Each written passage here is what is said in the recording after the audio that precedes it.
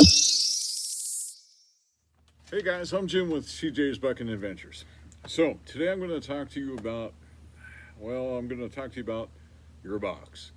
So, but most importantly, I'm going to fill you in on the three most important things that you need to have on every saltwater fishing trip that you go on, without fail. So, you're going to want to watch this entire video.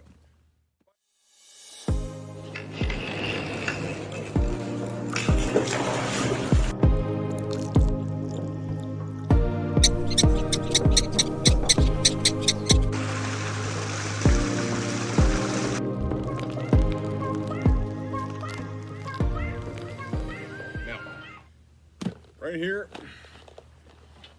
this is my fishing box, okay, my tackle box.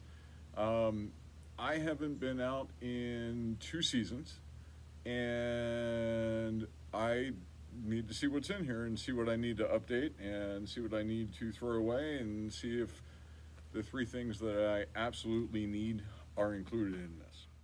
By the way, I'm not getting paid to do this, okay?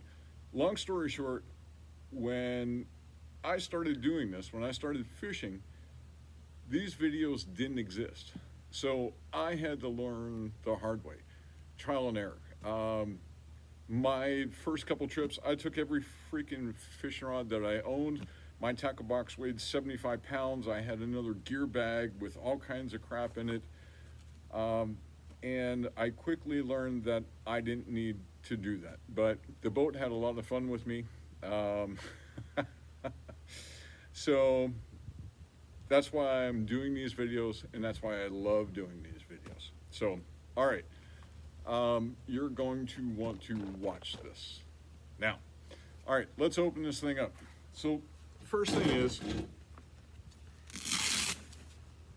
I have this. Goes around my waist, okay? Still fits. Who knew? Now, this is a must-have, absolute 100% must-have. If you have ever hooked into a fish of any size, and the size can be 15, 20 pounds, they have a hook in their mouth, and let's just say they're pissed.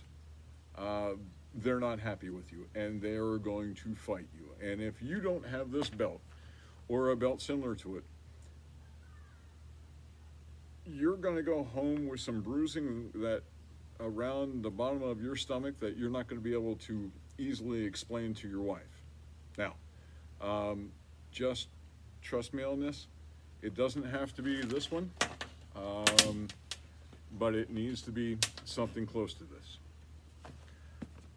That's number one. All right, let's see what we got in the box.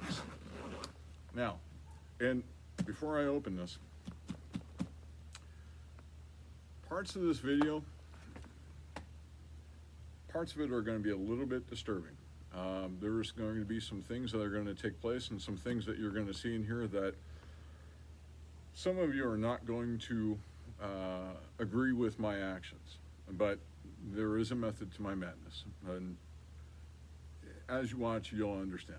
All right, so first things first. So this thing has a side pocket, another side pocket, and it's got a front that opens up with some compartments inside. But the top, this is where all the action is. All right, so rags. I take these rags when I get on a fishing boat. As soon as I'm going to start fishing, I pull up and I go right here and I just tie this bad boy on. Now, you're going to need this throughout the entire fishing trip. You're going to need a rag. Let's see what else we have in here. All right. Some of this might look a little bit familiar to you guys.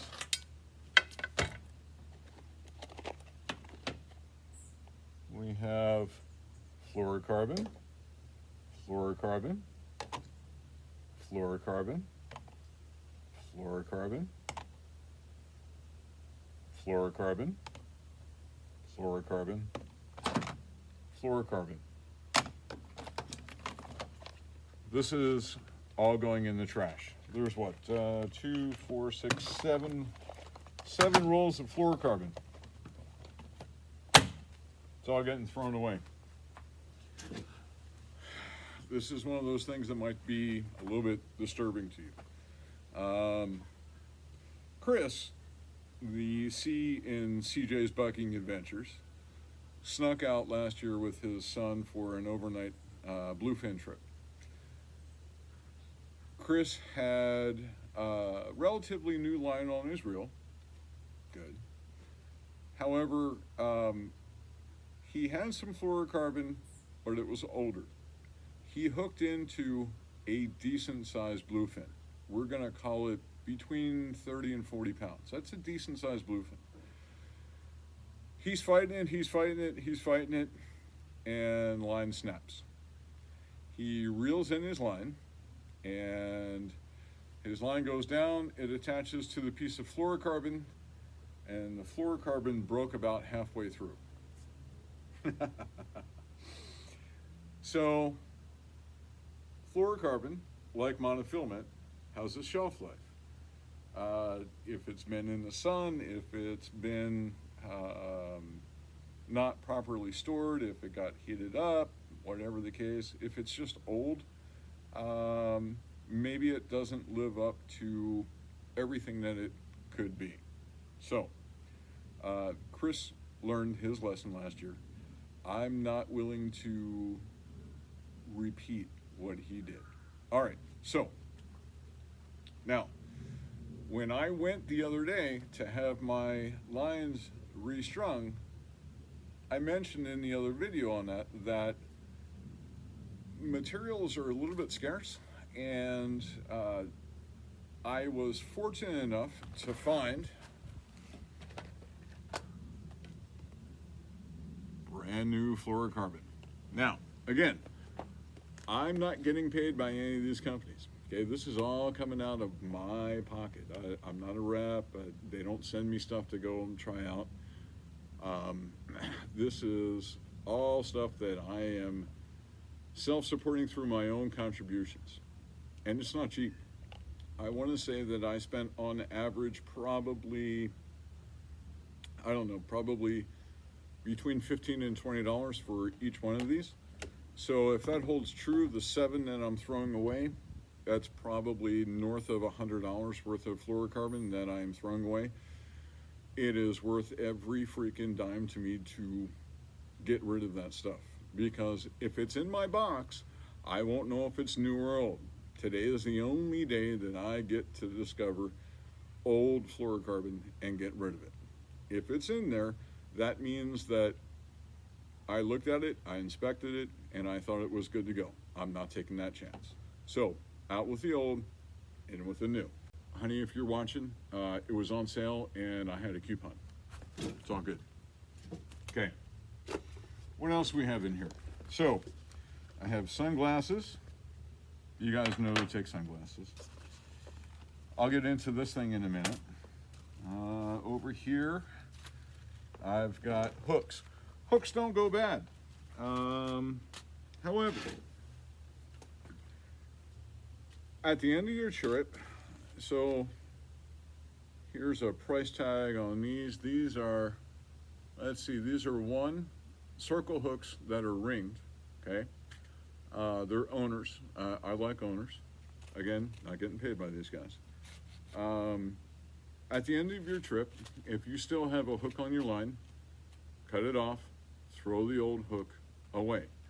If you try to save that hook and you put it in with these, guess what? The next time you open your box, everything's going to be rusted. Who wants to bite on a rusty hook? All right, so I keep plenty of new, fresh hooks around. And again, they don't go bad unless you do something stupid. So just don't do something stupid. All right. What else? A little pair of needle nose, big stuff. More sunglasses. And all right, so I want to talk to you about this a little bit. So, seasick pills, Dramamine, okay? These have been in there a while. These are gone out with the old fluorocarbon. It's getting thrown away. My tackle store that I went to, they didn't have any.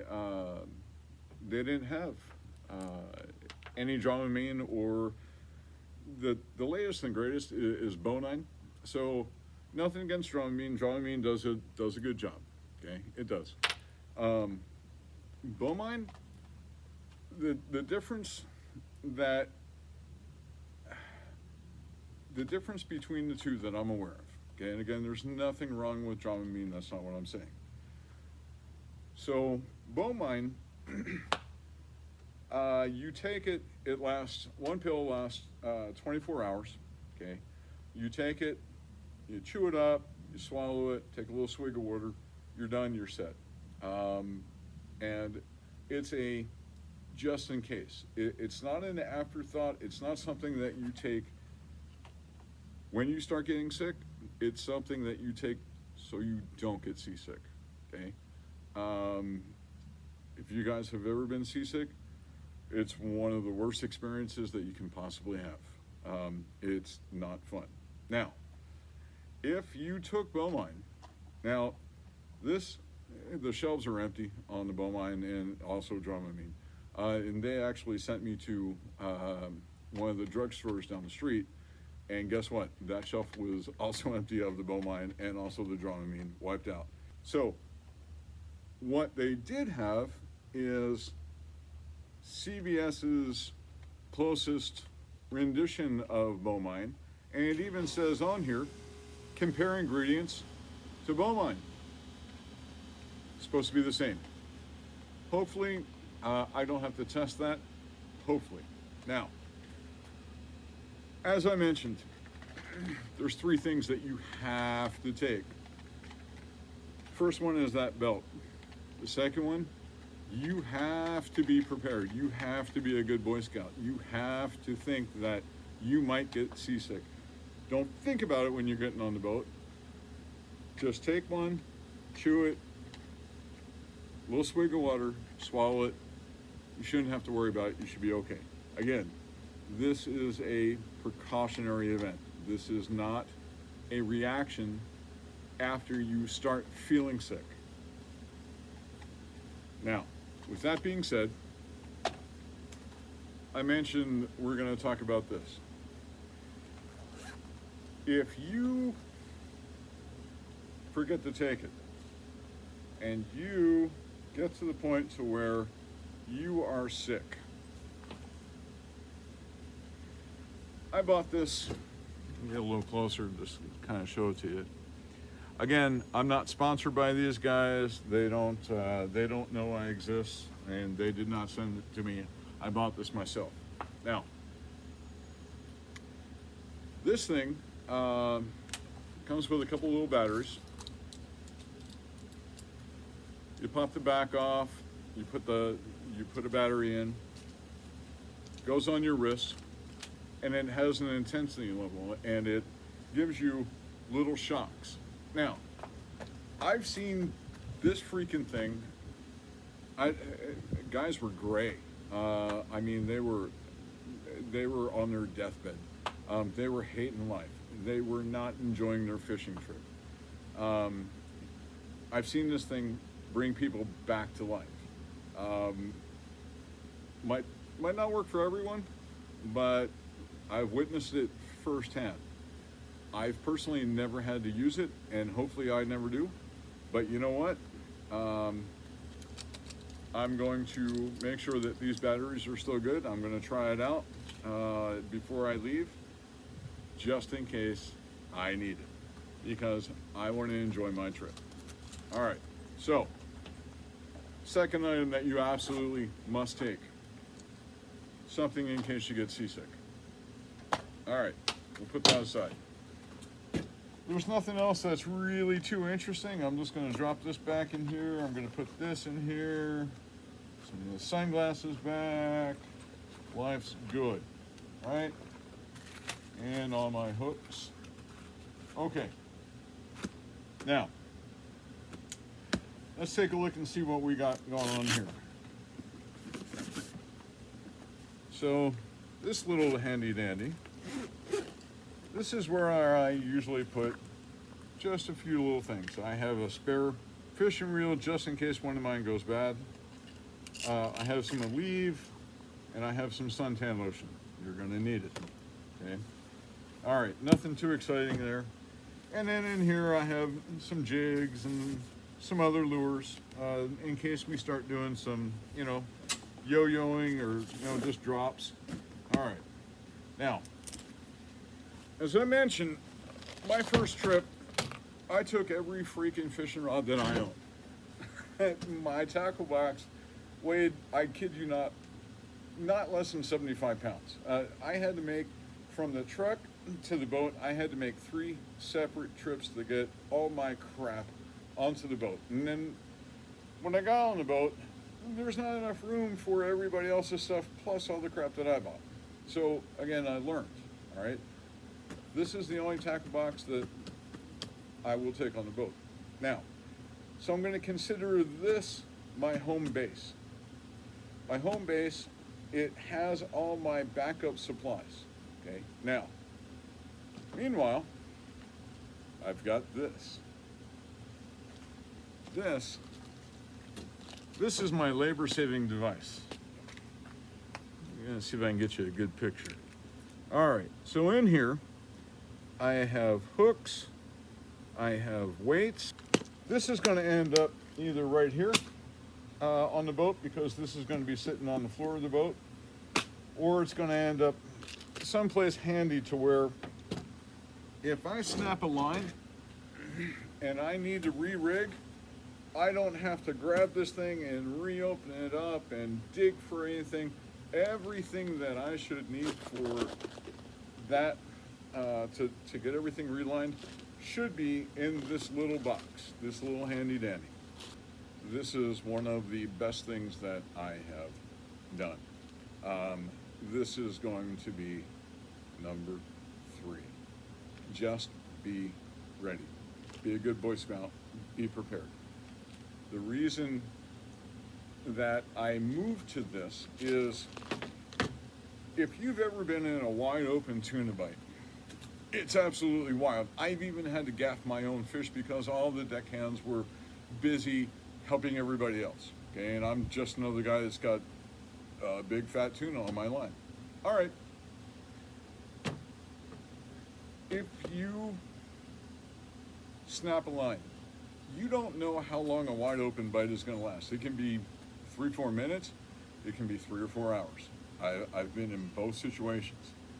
You want to be ready to go as quickly as you possibly can. You don't want to be that guy who is running around trying to find his hooks, trying to find his fluorocarbon, trying to find whatever the case. You want to be ready to rock and roll, get tied back up, ready to rock and roll as soon as you possibly can, so that you can have the best possible outcome and the best possible experience, okay?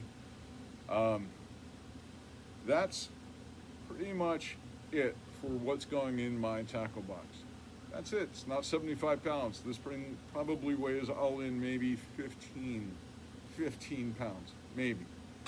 A lot easier, and I also look like I know what I'm doing. Versus the first time. Anyway, all right.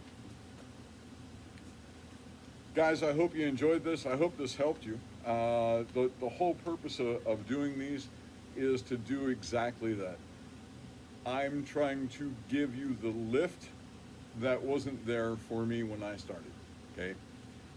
It's these little tips and tricks, these little must-haves that will make the difference between you having a great experience, something memorable, versus something that's can be a little bit stressful, let me tell you. Between the money and nothing worse than coming home empty-handed and tired from carrying all your stuff. This is all you need. I hope that this was of value to you. If it was, give us a like and also subscribe. There's also some other videos that are attached to help you out with other aspects of getting ready for that first big saltwater experience. Thanks for tuning in, and good luck out there.